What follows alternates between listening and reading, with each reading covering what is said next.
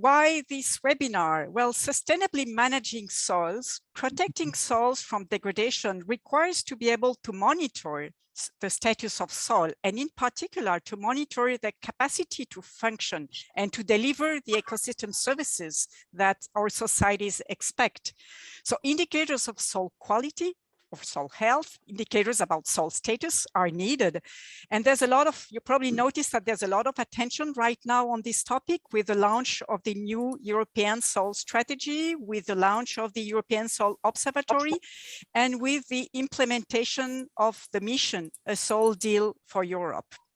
AJP Soil is a research program, and we realized that to begin relevant target-oriented research, we needed to know what is the baseline, where are we now?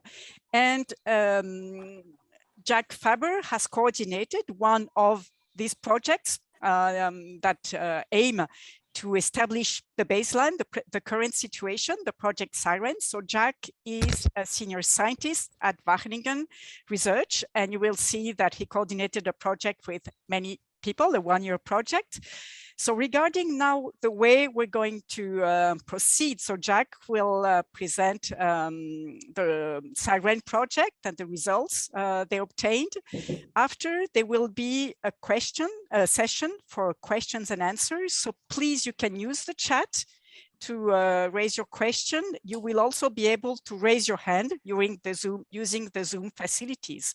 I will try to chair this question and answer session. Maybe I will see from the chat whether I am your voice or whether I ask you to come on the floor using your micro. So I'm looking forward to this presentation and to a lively question and answers session. So Jack, I'm very pleased to give you the floor. Hey, thank you very much, Claire, and thank you for the invitation to present the SIREN project. I really appreciate this platform to do so. And I'll start sharing my screen. So SIREN is a sort of acronym for stock taking for agricultural soil quality and ecosystem services, indicators and their reference values. Now, before I start the presentation, I would like to make an acknowledgement to all the people that have been contributing to this project. We had a large consortium, and many people from the consortium have contributed information, but there was also people outside, external people, people from ministries of agriculture, people from the European Environmental Agency. Too many to specifically mention out here, but without them, without their input or their feedback, this project would not have been what it is now. So a great thank you up front. Yeah, like Claire said, we are in great dynamic times as it comes to the awareness of soils in policy and the dynamics in policy development. We have the new soil strategy as of last year, which is a key deliverable to the biodiversity strategy as well as the farm to fork strategy. And there's great ambitions out there. We would have the ambition that by 2030, that's only 8 years, some 70% of the European soils should be in a healthy state and managed in a sustainable manner, and all soils by 2050. And on the shorter term, there is the soil health law that would put things into a more perspective. There's a lot of work to do in these short 8 years. And it would boil down to that we first of all need a common understanding of what we mean by soil health. And we would have to have indicators that are suitable to provide the data to evaluate the objectives of these policies by 2030. That needs an implementation in national monitoring schemes for soil health. And it needs methodology to quantify soil functions and ecosystem services to do so. And while we are ambitious, perhaps also we should synchronize this soil health monitoring with ecosystem assessment and as well as biodiversity assessment. That would perhaps save some effort and energy as well. So a lot of work to do. If I would present the SIREN project to you in an elevator in 1 or 2 minutes, I would give you a few headlines. First of all, we have done a stocktake amongst partners in Europe, AGP soil partners, of their use of soil data in ecosystem services assessment, if they do that and how they do that. And also we have collated, if they don't or have trouble doing that, what is obstructing the implementation in their policy? What are the needs and the challenges and the knowledge gaps to do so? We have also collated a framework, a conceptual framework to link soil quality and ecosystem services. And first of all, it was needed to come up with a set of concepts and definitions that are consistent all the way. And we have been troubled with some vague and contradictive terminology so far. We have come up with a recommendation for a tiered soil health monitoring system, a first tier being the national monitoring systems that can be compiled to a pan-European evaluation, and they would consist of a minimum data set composing a first set of soil quality indicators that are harmonized across Europe between the member states. And this harmonization is actually favored by most member states as we got it. There were no objections, but there is some difficulty in accepting the methods to assess these indicators. Member states have different methods and a tradition. They have long-term sequences that they choose to continue.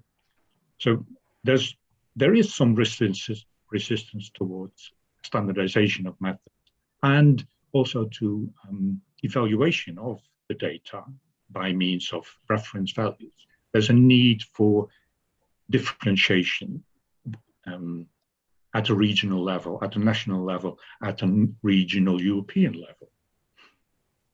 But the first readiness is there. Harmonization is okay.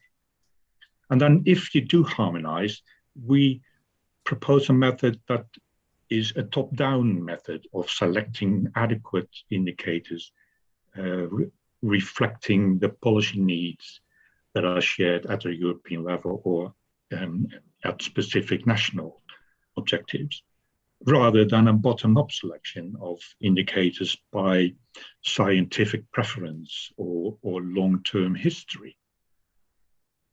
And lastly, while science and policy have been long time interactive in developing monitoring schemes, we now argue that the stakeholder involvement is very crucial to be successful when it comes to sustainable management of land. The actors and the end users need to be involved in developing adequate, applicable, manageable monitoring schemes. Now, these would be the headlines, and the elevator stops and you can get out if you like, but if you want to, then we continue and have a look at more details of the project. This is some descriptive statistics, if you like. SIREN has been a project resulting from the first internal call. It ran for 1 year, ended early this year, and was funded as a co-fund, meaning that 50% was funded by the participating member states themselves, and the other part coming from Horizon 2020 DG Agri.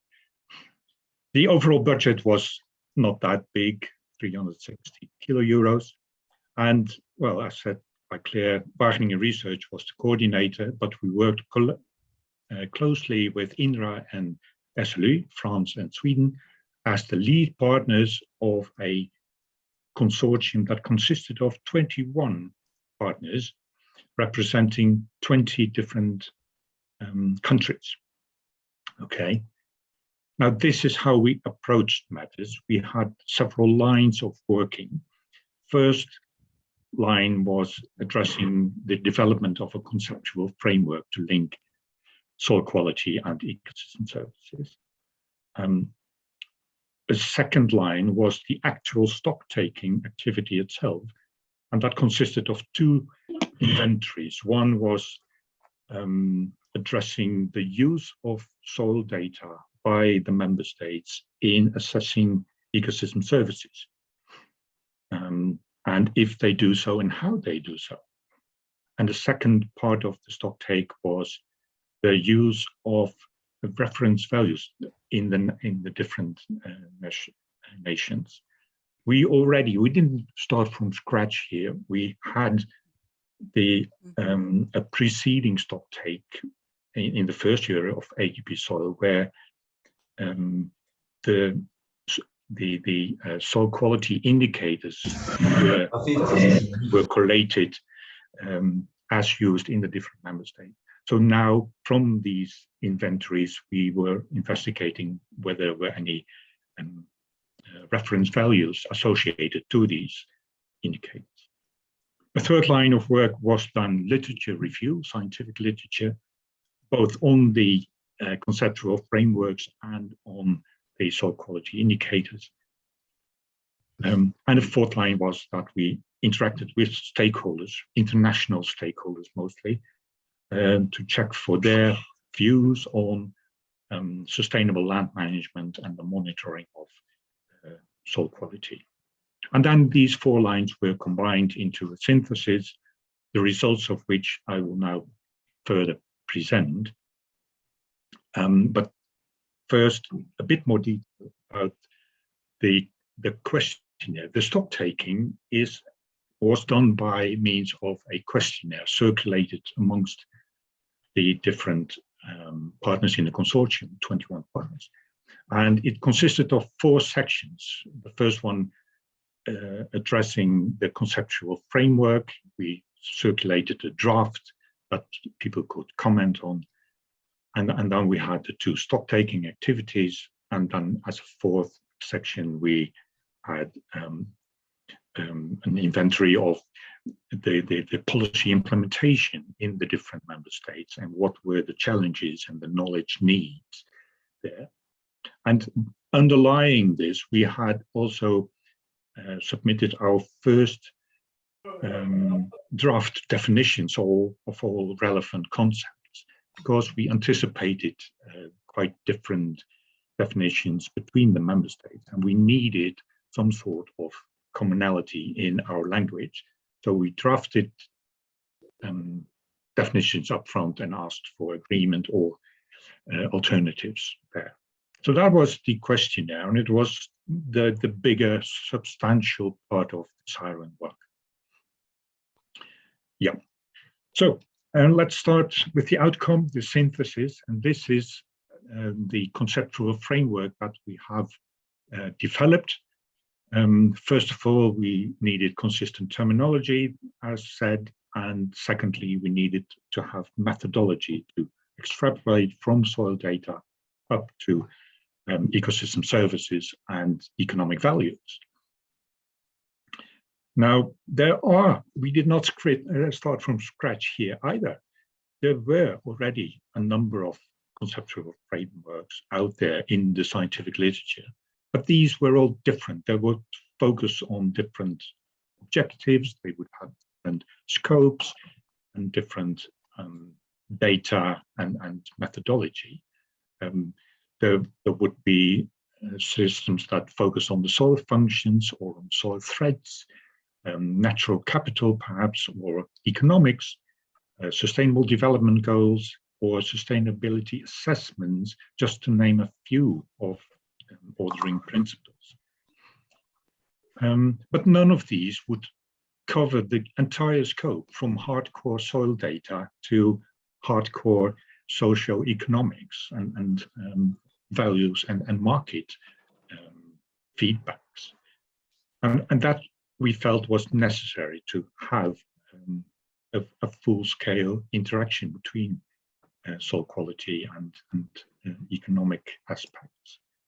So this is just from the literature, a number of the conceptual frameworks that were out there, and we evaluated them and looked for their strengths and weaknesses, just to be able to sort of cherry pick all the essentials that we thought were useful. And this is part of the evaluation. Then we looked at what the scope of the ecosystem services and land use was, if it was systems for soil security, soil health, soil quality, and so on. Yeah, what kind of features, data were used, and so on and so forth. So cherry picking the best of all, we came to our own synthesis. So mind you, we did not develop anything anew. It was more a synthesis of what was already out there. And this is what we come up with. It's basically a two system of the natural environment and the socio-economic environment that are linked through the ecosystem services. If we would start at soil quality, that is schematically drawn here, and would consist of the chemical, physical, and biological features of soils that give rise to the processes in soils, and processes together would summate up to soil functions, and soil functions then would contribute to ecosystem services, as soils contribute to ecosystem services, but also the above ground vegetation and landscape would contribute. But then it's important to realize that here we have the potential supply of ecosystem services. And that is not the same as the actual use by stakeholders, which is most of the time just a part of what is potentially provided. So this is the flow of ecosystem services in the service area by the different stakeholders. And these stakeholders would then have the benefits or avoided costs, and they would give a value to that. And in response to this valuation, there would be socio-economic responses that can work, e.g. by market change back to the management of agricultural systems or natural ecosystems, and that management then would affect the quality of the natural system as a whole and the soil quality in particular. Yeah, and then there is feedback loops, a positive one, usually positive, by incentives and payments for ecosystem services. And there is a negative, usually negative, feedback loop by pressures and anthropogenic drivers. The soil threats are here, affecting the natural ecosystem. And then there's the natural drivers as well, with climate change, pests and invasive species affecting. So nothing new. You will recognize each of these. The cascade is here. But interestingly, this scheme will also elucidate that management of soil quality and ecosystem service provision can be done at different levels. There's here this management directly, but the provision of ecosystem services and the actual flow can also be managed to become more effective without pushing the natural environment. So management comes in at different levels. Yeah, that's what I was saying. Terminology then to underlie this framework and to come at adequate soil quality indicators. We argue that this is a top-down process. Starting at the policy objectives, we would need to start deriving the adequate soil quality indicators. And the policy objectives I'll give you an example of how this is done. The policy objectives could be derived from the European Green Deal or at a low global level from social development goals. And let's, for instance, focus on healthy soils and food security. Then that would require the provision of certain ecosystem services. For instance, this one that is recognized under the common classification system as decomposition and fixing processes. Ecosystem services like that are built on soil functions. And in this case, it would be natural soil fertility, which is both a balance between soil organic matter breakdown and buildup and nutrient and mobilization and immobilization.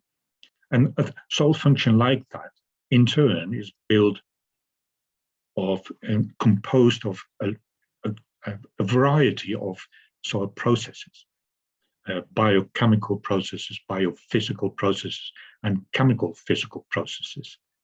And these are the result of what is actually there in terms of soil biodiversity and chemical and physical structural resources. Now, soil quality in this scheme would encompass almost everything, meaning that soil quality indicators can be assigned at any level.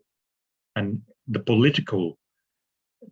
policy, I should say, kind of indicators are usually more abstract, like no carbon decline in soils.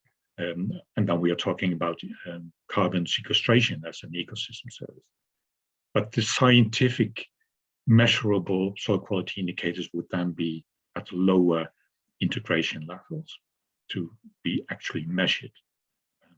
Okay, so and here too, if we argue for a top-down derivation of adequate indicators, there's no guidance out there actually to do so in the best way. And that can be an observation that leads to a recommendation to implement that, to develop guidance.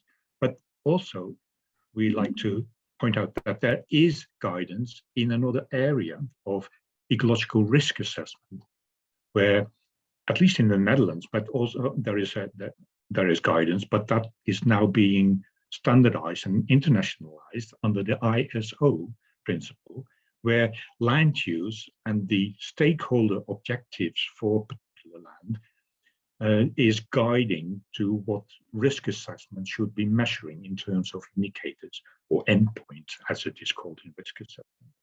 And there is standardized stakeholder interaction process descriptions to do that. And so we can learn from other areas here. Other parts of nomenclature and glossary comes from socioeconomics and is about different concepts for ecosystem services. And I have a graphical display here. The potential supply, as I mentioned earlier, is here, and it can increase. Ecosystem service provision level can increase in response to management. But at some point, there is this magical sustainability border beyond which management is unsustainable. And sustainability here is in terms of people, planet, profit. Now, the capacity of soils to provide ecosystem services is essential here.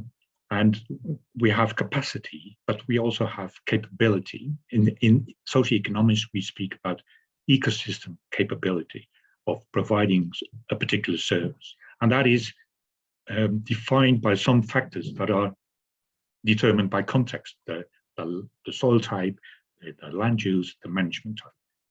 Okay, but then there is limiting factors of management being suboptimal. And this is the actual provision of services that is called the capacity. And interestingly, here is where we can link the concept of soil health and soil quality here. There's a difference that is associated to this limited. discrepancy. And then from the capacity, as I argued before, the actual flow is again smaller than what is the capacity of the actual provision. And that is again reducing factors that associate with another type of management.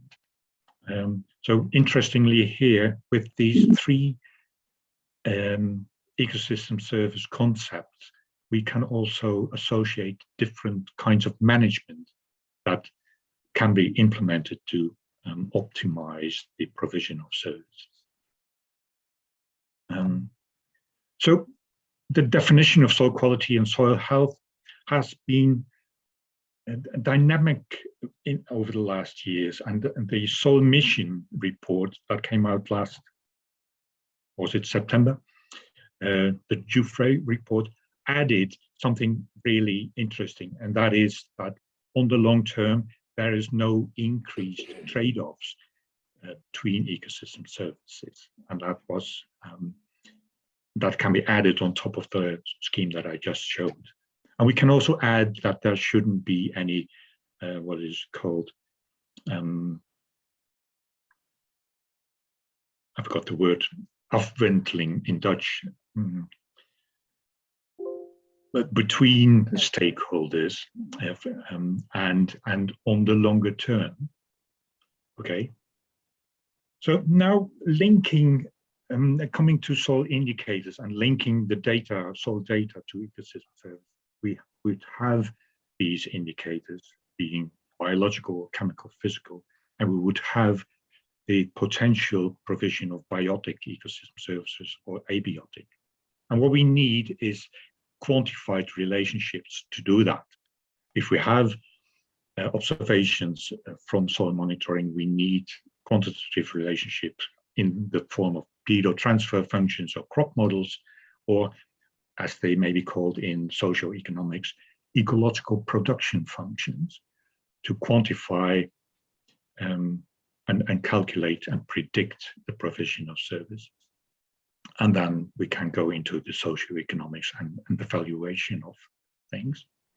But this quantification, that is really where science needs to deliver, and perhaps there is need for further research, but there's also a lot of knowledge out there that has not yet been mobilized to do this job.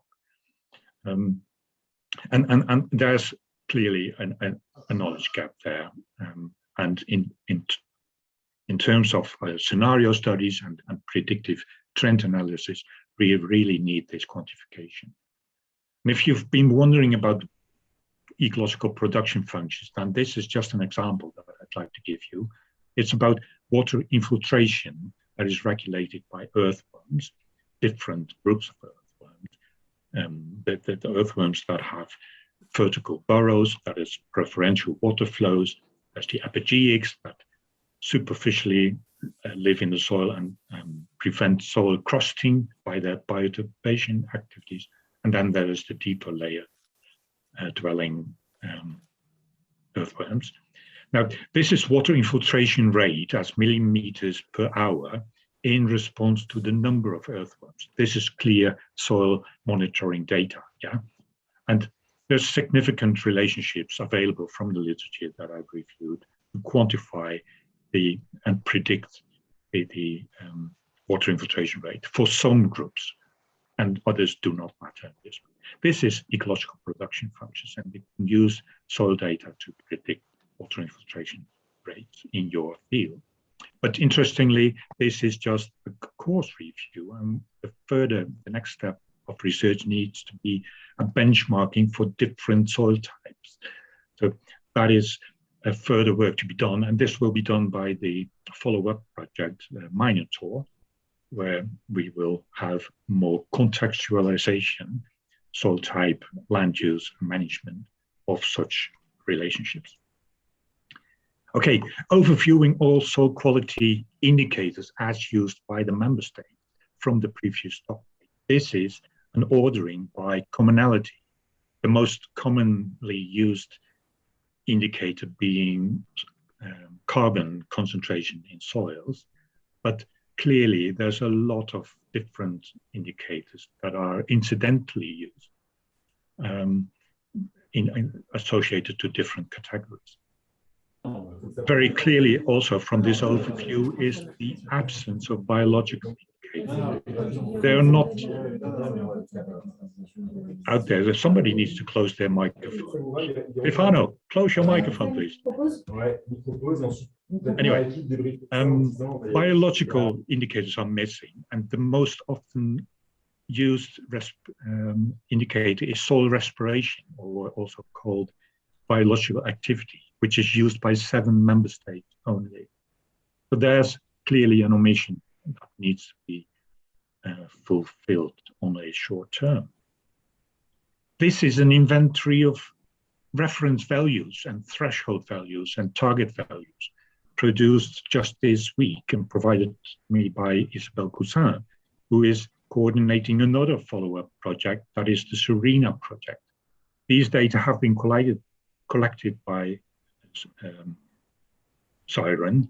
If you look at the reference values, then you can see that the member states that are here, most will have reference values for the category of nutrient status, particularly the macronutrients, as well as for this group of indicators, that is soil contaminants, in particular heavy metals. But other indicators lack reference values.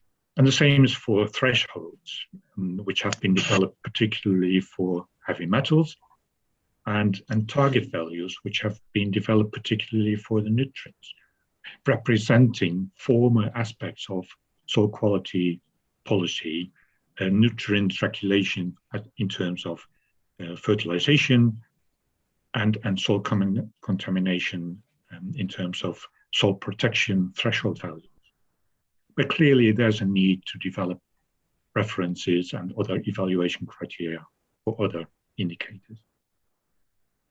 Now, overviewing what is out there already in the member states and in science, we sort of try to come to a collection of soil quality indicators that are easily implementable in pan-European soil monitoring.